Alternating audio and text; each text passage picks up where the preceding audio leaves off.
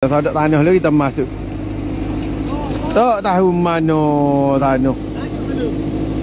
Allah belok.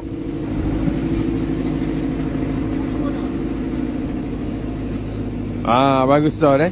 Ni dak beres lagi. Kita tengok lagi macam mana dia tolak. Tolak apa?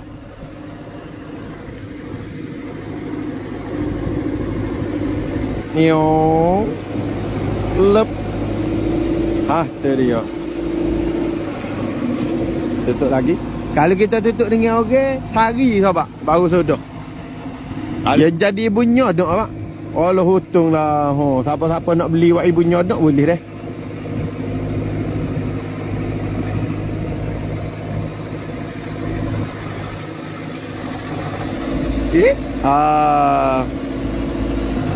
Kita sodok-sodok dulu. Kaki kita je